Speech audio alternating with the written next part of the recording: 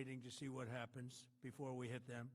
We could take them all out in one day, but it's all resulting in a 90% decline in various things, but in particular, Iranian missile launchers and 83% drop in drone launchers. As you know, the drone launchers are pretty well shot, but we're at over 90% decline in the Iranian missile launchers, which is very hard to reproduce and very hard to get.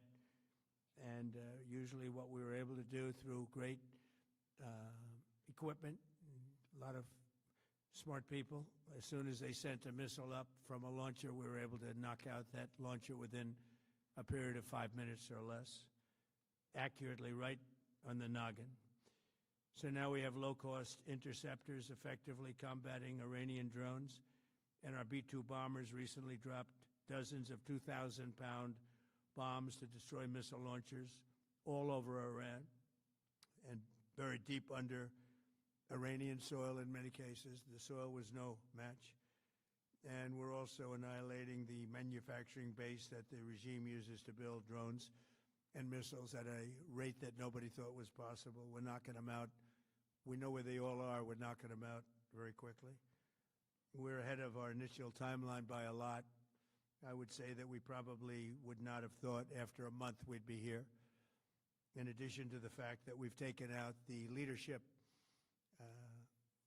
twice and maybe 3 times. And we, as you know, we want to be involved. We don't want another president that maybe wouldn't be willing to do what I'm willing to do for the good of the world, for the good of our nation, to be stuck with a situation in 5 years or 10 years from now. So we think they should put a president in, or the head of the country in, that's going to be able to do something peacefully for a change. They've been doing this for 47 years, killing people for 47 years, whether it's the barracks or even the SS Cole where they were involved. Very strongly, they always denied it. But where they were very strongly involved, and all of the people that died through the roadside bombs died and are right now walking around with no legs, no arms, a face that's been so badly damaged. The Iranian regime has been attacking Americans and spreading terror for 47 years, and despite these countless opportunities to renounce their nuclear ambitions, which they had just a short while ago, they told Mr. Witkoff, who is standing right over here, they said, they actually said, we want to keep building. Essentially, in a real nutshell, we want to continue to build nuclear weapons. If we didn't knock out Midnight Hammer, if we didn't knock out their Iranian potential, if we didn't do that with Midnight Hammer, they would have had a nuclear weapon. They would have used it long before now. And at a minimum, Israel would have been annihilated. I was very lucky that we had the courage to do that, that we had the talented pilots and the great equipment. The B-2 bombers are unbelievable. We ordered 25 more, by the way.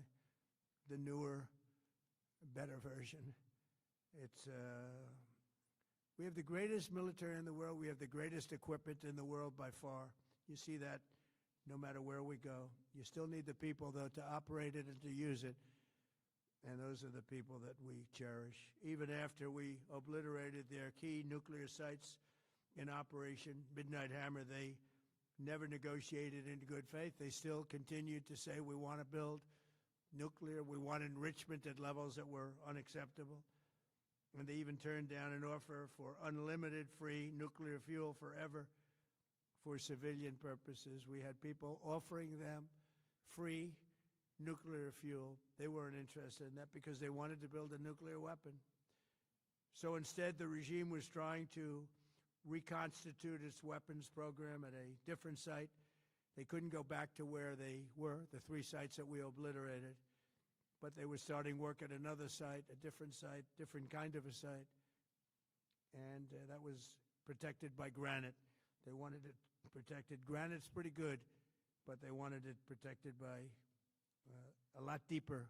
They wanted to go a lot deeper, and they started the process while rapidly building conventional ballistic missiles. They were going to do it all at the same time. It threatened our overseas bases and soon could have reached even our homeland. The regime's intention was to use this exponentially growing ballistic missile threat to make it virtually impossible to prevent them from obtaining a nuclear weapon. So as you probably saw, they had a tremendous number of missiles, most of which are now being used or destroyed, and very unsuccessfully used, because we have been able, for the most part, to shoot them all down. What incredible technology. The Patriots have been unbelievable, and other things. And the laser technology that we have now is incredible. It's coming out pretty soon. Where literally lasers will do the work of, at a lot less cost, do the work of what the Patriots are doing or what other things are doing. The situation was very quickly approaching the point of no return, and the United States found it intolerable, in my opinion, based on what Steve and Jared and Pete and others were telling me, Marco, so involved, that I thought that they were going to attack us. I thought they would, if we didn't do this at the time we did it, I think they had in mind to attack us. And if you notice, they did something which was very foolish, very stupid, I would say. They attacked their neighbors. And their neighbors were largely neutral, or at least weren't going to be involved, and they got attacked. And it had the reverse effect. The neighbors came onto our side and started attacking them, and actually quite successfully. If you look at Saudi Arabia, you look at UAE, Qatar, and others.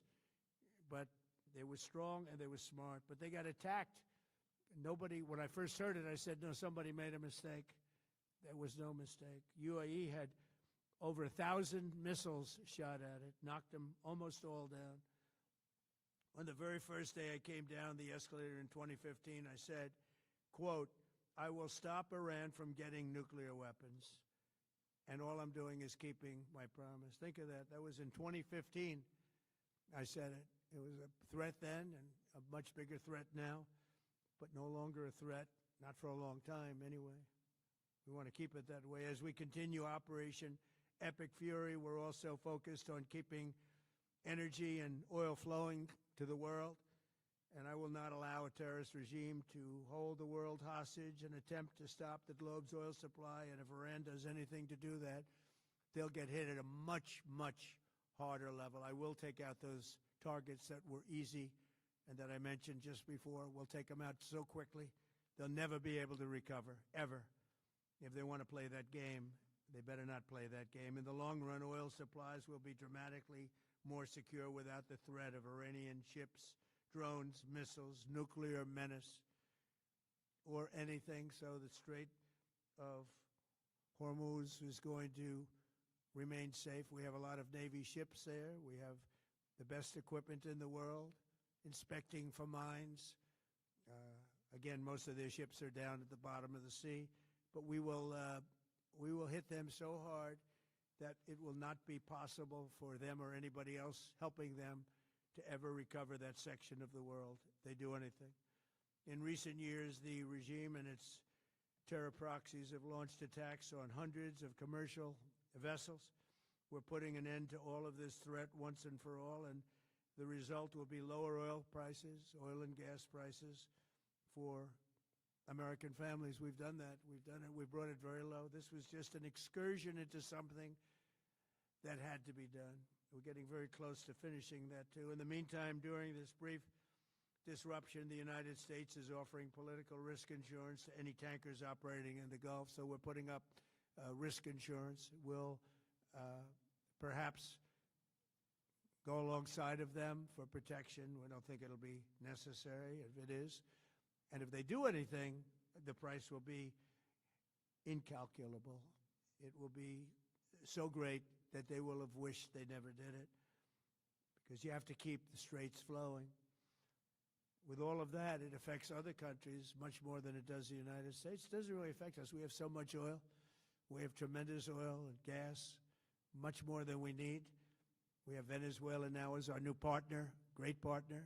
They've worked out so wonderful. We're working with the administration, the president, and it's a massive source of oil, gas, everything. But we're in a very good position, but very unfair to other parts of the world, like China as an example. I mean, we're doing this for the other parts of the world, including countries like China. They get a lot of their oil through the straits. So we're doing this. We have a very good relationship with President Xi in China. I'm going there in a short period of time, and we're protecting the world from what these lunatics are trying to do, and very successfully, I might add. We're also waiving certain oil-related sanctions to reduce prices.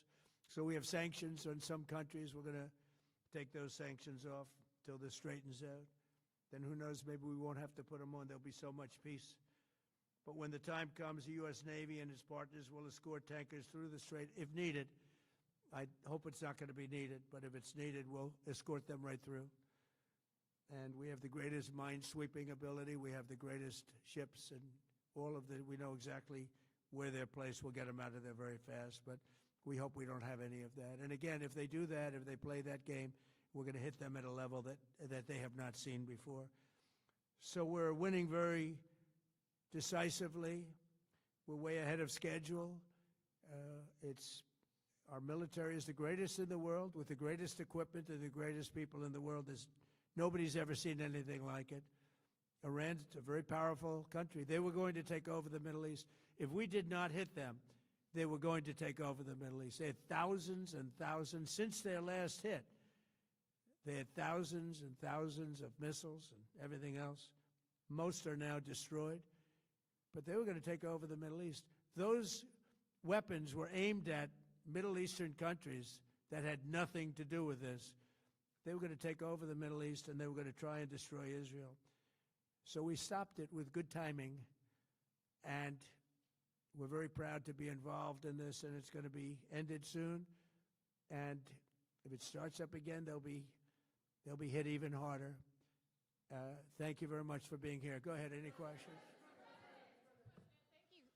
Thank you so much. Go ahead. Do you approve of Iran's new supreme leader? And secondly, can you tell us more about your call with Russian President Vladimir Putin today? Yes. What did you discuss? Yes, I had a very good call with President Putin. We had a lot of people on the line from our side, from his side. We were talking about Ukraine, which is just a never-ending fight. And look, there's tremendous hatred between President Putin and President Zelensky. They can't seem to get it together. But I think it was a positive call on that subject. And we obviously talked then about the Middle East. And he wants to be helpful. I said, you could be more helpful by getting the Ukraine-Russia war over with. That would be more helpful. But we had a very good talk, and he wants to be very constructive. Yeah, please. Yeah, please. Thank you, Mr. President. On Iran, you called it an excursion. You said it would be over soon. Are you thinking this week it will be over? No, Are you but talking soon. about days? I think soon. Okay, and with respect Very to... soon. Look, everything they have is gone, including their leadership. In fact, there are two levels of leadership, and even actually, as it turns out, more than that. But two levels of leadership are gone. Most people have never even heard about the leaders that they're talking about. So it's obviously been very, very powerful, very effective. To Cuba, you said that Cuba wants to make a deal. Yes. What would the United States get in return for that, and why should Americans trust Marco Rubio to negotiate it? Well, Marco Rubio is doing a great job. I think he's going to go down as the greatest Secretary of State in history. Look at what we've done as a presidency. Look at what we've done as an administration. They trust Marco, and so do the American people trust. He's been successful no matter where he's been. He also speaks the language, which is always nice and always helpful. But he's dealing, and it may be a friendly takeover. It may not be a friendly takeover. It wouldn't matter, because they're down to, as they say, fumes. They have no energy. They have no money. They're in deep trouble on a humanitarian basis. And we don't want to see that, but they were very, very bad to a lot of people, as you know, and a lot of people living the Cuban-American vote, which I got at record levels. Very important. Those people are very important to me. I know what they went through. They went through hell. Some of them have gone on to be some of the most successful people in the country. Cuban-American business people, some of them are like the most successful in the country, and a lot of them are friends of mine because I've been fighting this battle with them for a long time. The Castro regime was brutal, but they lived off Venezuela. Now they don't live off Venezuela. Sends them no energy, no fuel, no oil, no money, no nothing. They lived without Venezuela. They couldn't have made it, and we cut them off from everything else. So, yeah, they're going to make either a deal or we'll do it just as easy anyway. Yeah. Please, go ahead.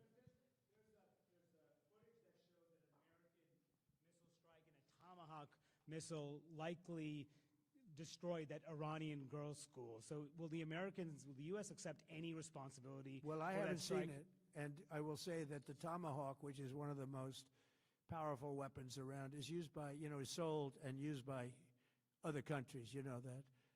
And whether it's Iran, who also has some Tomahawks, I wish they had more, but whether it's Iran or somebody else, the fact that a Tomahawk is very generic. It's sold to other countries, but that's being investigated right now. Yeah, please. Thank you. Mr. President, you've said the war is, quote, very complete, but your defense secretary says this is just the beginning. So which is it, and how long should Americans be prepared Well, I think for you could this war say to it last both. for? It's the beginning of building a new country, but they have no Navy, they have no Air Force, they have no anti-aircraft equipment. It's all been blown up. They have no radar, they have no telecommunications, and they have no leadership. It's all gone. So, you could look at that statement. We could call it a tremendous success right now as we leave here. I could call it, or we could go further, and we're going to go further. But the big risk on that war has been over for 3 days. We wiped them out in the first 2 days. When you think about it, it's incredible. We wiped out a big Navy, very powerful Navy. These were ships. These were serious ships. These were ships that you buy when you want to win battles. They're all on the bottom floor. The sailors are all running off their ships. They refuse to get on the ships. The Air Force is gone. Everything's gone. The missiles are down to a trickle. The drones are down to probably 25%, and they'll soon be down to nothing. We'll have where they manufactured the drones are under fire as we speak. They're being hit. So the rest is going to be a determination as to my attitude, along with the people in the Trump administration, what we want to do. Thank you. Yeah, please. Can I ask you, you mentioned you were going to waive certain additional oil waivers or sanctions. Can you talk a little bit more about that and address in particular? Well, we're looking to considering keep the measures oil prices down. We went artificially up because of this excursion into a very positive thing. I mean, this was an excursion that a lot of people wouldn't have done. I knew oil prices would go up if I did this, and they've gone up probably less than I thought they'd go up. But I don't think anybody thought we were going to be this quickly successful. This was a military success, the likes of which people haven't seen. We have the best military. We have the best equipment. We have, I believe, the best generals. We have the best. And this went very quickly. We talked about that with President Putin. He was very impressed with what he saw because nobody's ever seen anything quite like it. Iran was a very powerful military country with all of the missiles. Now, you had the double attack. You had the original attack with us and Israel, and that knocked them for a loop. Then you had the B-2 bombers, which took out their nuclear capability, and they would have had a nuclear weapon within 2 weeks to 4 weeks. And they would have used it long before this press conference. And we might have had a much different press conference if we had a press conference at all. But it's been amazing. The military success that we've had is truly unprecedented. You've told your congressional colleagues that you will not sign any piece of legislation until the Save America Act is passed. Does that include the confirmation of Senator Mullen as your next DHS secretary? Does that mean a DHS funding bill? And Senator Thune said today it's not a matter of whether or not your Republican colleagues agree with the policy. It's about changing the process. In other words, getting rid of the filibuster to get there. So in order to get it, you're going to need Democrat votes. And what we're saying is the Save America, not the SAVE Act, which nobody knew what it was, the Save America Act. the Save America Act. And that's voter ID. We want voter ID.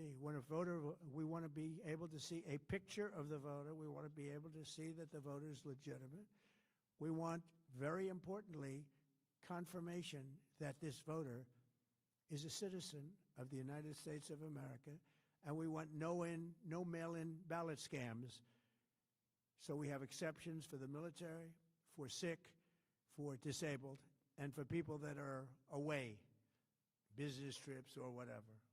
Even vacations will be very liberal in that. We've added two things to it: no men and women's sports, and no transgender mutilization of our children. We don't want it's mutilization of our children, and we don't want that. So we added those two things. That's the 5 points. We have 5 very good points. It polls at 86% with Democrats. Think of that. The overall vote is 86%. With Republicans, it's 98%. And the only one opposed to it is a Democrat leadership because they cheat. They want to cheat. So we added those 2 points. We're going for the gold, and we're going to have to fight like hell. Now, certain things will happen. Certain things will take place. I'm here to do a great job for the country. But we don't have a country, if we're going to have elections that are so corrupt and so dishonest like we've witnessed over the last period of time. You know, as an example, virtually nobody has a system of mail-in ballots like we have. No other country in the world. France went away from it. They all went, you know why? Because it's corrupt. And Jimmy Carter, when he had a commission, frankly, I think it's probably the best thing Jimmy Carter did. He said, you can't have mail-in voting because it's inherently dishonest. And it's turned out to be totally dishonest, so we're going to fight for it. Yeah. Has Iran activated any sleeper cells inside the U.S.? There's reports that they have pressed that trigger button to activate those cells, at least abroad. Well, they've been trying for a long time. We've been very much on top of it. One of the things we have to do is get the Democrats to stop the Democrat shutdown, because, as you know, the apparatus that looks into that, Schumer and the Democrats have shut it down, which tells you they probably hate our country a lot. But the Democrats have to open that up. But we've got very, very good intelligence into that. We know a lot of different things that have happened that have been very bad. A lot of them came in during the Biden open border period, but we have them under, we've got them, we're watching every single one of them. Yeah, we know a lot about them. The biggest problem we have is the Democrat shutdown. We know a lot about them, but the shutdown doesn't allow us to do what we have to do. Have to take him out? Does he have a target on his back? You mean the new supreme leader? You mean the son? How can there be in Iran? Well, I don't want to say that, but you know, I was disappointed because we think it's going to lead to just more of the same problem for the country. So I was disappointed to see their choice. Thank you, sir. You've said you have someone in mind to be the new Iranian leadership, if not the Ayatollah's son. What are you looking for in that person? Are you looking at someone internal, given that you just said that their leadership has been I like the idea of, internal and eternal, come to think of it.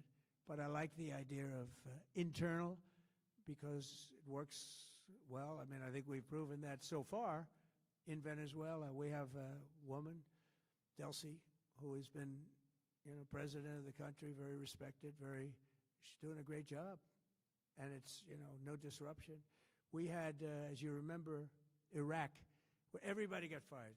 The military got fired, the police got fired, the politicians got fired. There was nobody. And you know what they turned into? ISIS. And we don't want that. We don't want that. So I would like to see people that are inside go. Now, they talk about the son of the Shah. They talk about other people. But, hasn't been there in many, many years. We have a formula that's been very good so far, and I think it'll continue to be good. The relationship is extraordinary with Venezuela, smart country. We've taken out 100 million barrels of oil. It's right now in Houston being taken care of and made so beautiful. And you have to see this at work. They have, it's brought to the refineries. It's being refined in Houston, which is made exactly for that product.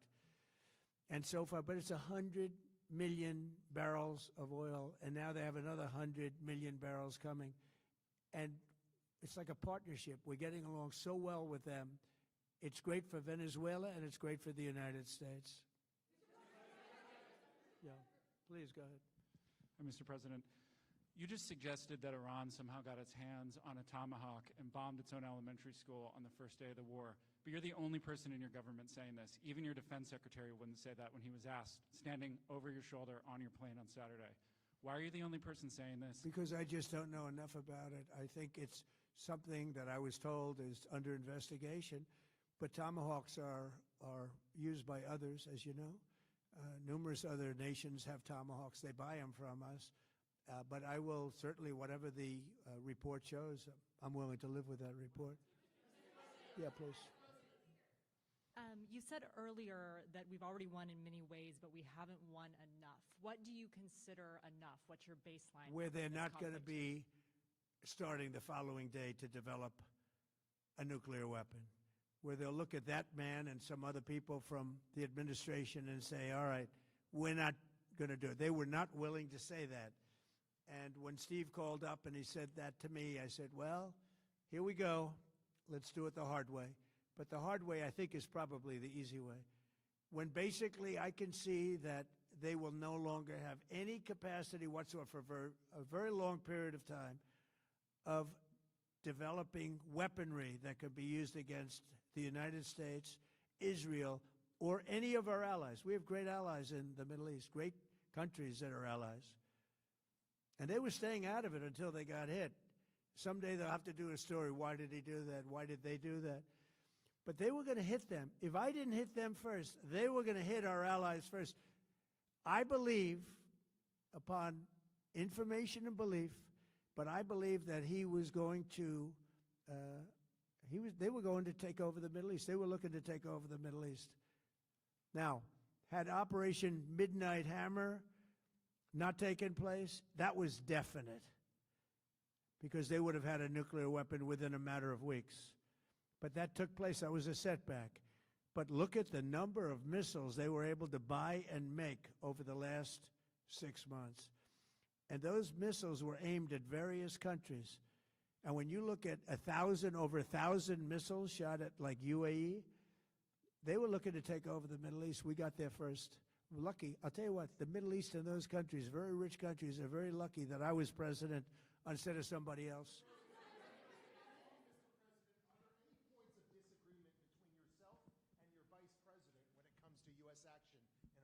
I don't think so, no. No, we get along very well on this.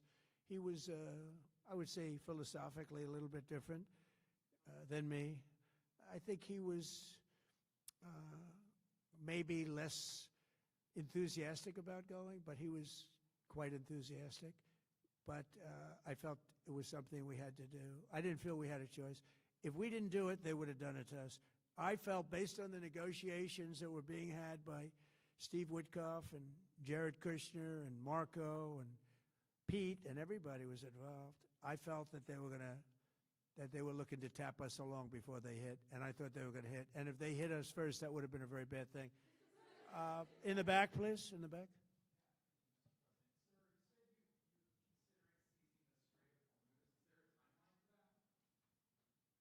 About the Strait, you mean? Yeah, well, I want to keep it open. I want to keep it good. You know, it doesn't pertain to us so much as it does to China. We're really helping China here and other countries because they get a lot of their energy from the Straits. But, hey, look, we have a good relationship with China. It's my honor to do it. Yeah. Supreme Leader, you have called him an unacceptable choice. So does he have a target on his back? And how can you say I don't want to say whether or not he does because that would be inappropriate. But, hey, look, I had a target on my back because, as you people wrote pretty well, they caught the assassin that was after me. So we just got them first. But they caught the assassin. They have him now in custody that was after me. So, you know, but people don't like to mention that. But they did catch him. And I'd like to congratulate our military, Secret Service, FBI, all of the people that worked on that, but they did. Yeah, please. Go ahead. No, go ahead, please. Thank you, Mr. President. You promised the Iranian people you would help them, but it sounds like you're willing to end this fight after your military objectives have wrapped up. Isn't that a betrayal of Will the I people? help them? I'd like to, if they can behave. But they've been very menacing. You know, they're great people. They have an amazing population. It's amazing, smart, brilliant, energetic. They have a great, I'd love to help them, but they have to be in a system that allows them to be helped. And right now they're in a system that only allows failure. And I don't want that. And I want a system that's not going to be attacking us. We want a system that can lead to many years of peace. And if we can't have that, we might as well get it over with right now. Yeah, please. Mr. President, as of today, there have been 8 U.S. military fatalities associated with the war in Iran. How many American deaths are you willing to have in this war? Well, as I said before, when you have conflicts like this, you always have death. And I was at Dover yesterday. I met the parents, and they were unbelievable people. They were unbelievable people, but they all had one thing in common. They said to me one thing, every single one: finish the job, sir. Please finish the job. And I'll leave you at that. Thank you very much, everybody. Thank you.